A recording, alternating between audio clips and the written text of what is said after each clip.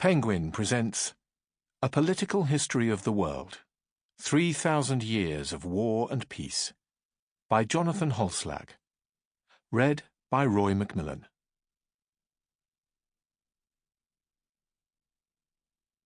Introduction. Why History Matters. A few kilometers outside the Hungarian capital, Budapest, archaeologists made a remarkable discovery. In a grave from the 6th century BCE, they found the remains of a Scythian woman and young boy. They were not rich.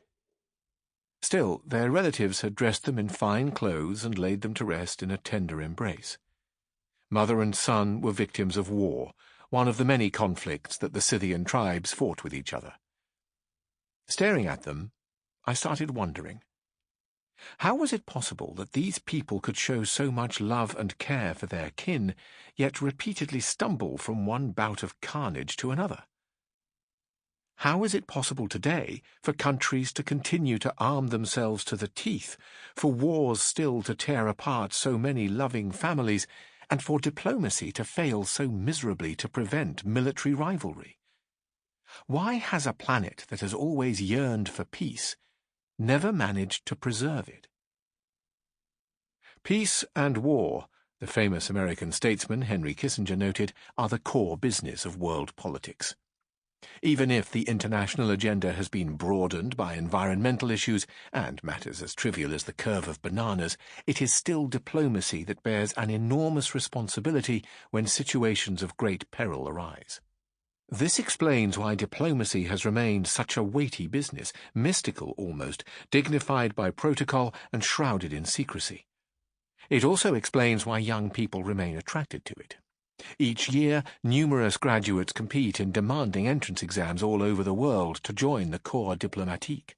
Many more seek to be involved in international politics from the sidelines.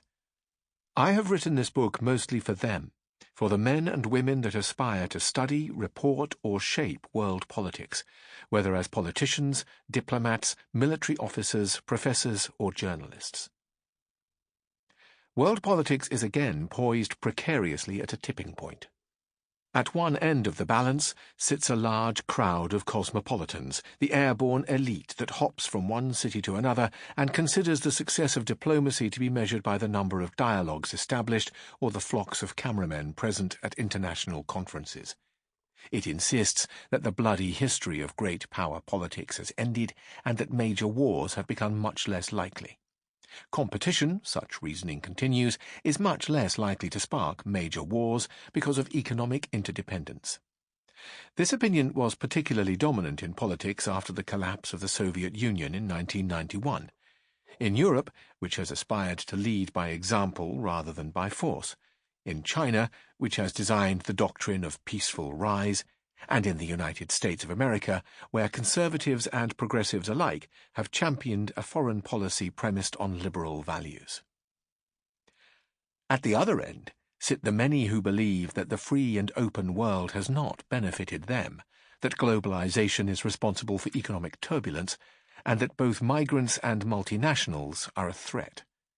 They are angry and rally around strong nationalistic leaders. They want to be protected against a world of injustice and insecurity. As the cosmopolitans went on to revel in their flat, borderless world, this group has grown bigger and now severely limits the scope for international compromise and moderation.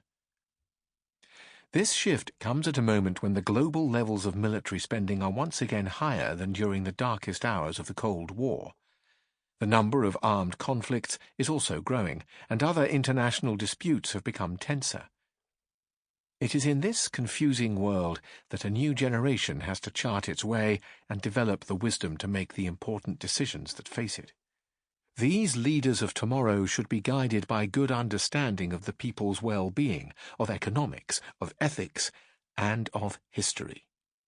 As the ancient Roman statesman Marcus Tullius Cicero put it, "To be ignorant of what occurred before you were born is to remain always a child." If theory and ideology give you a vantage point on the world much like that gained from a helicopter ride, history brings you to the same point only after a long and arduous mountain expedition. A journey Sample complete. Ready to continue?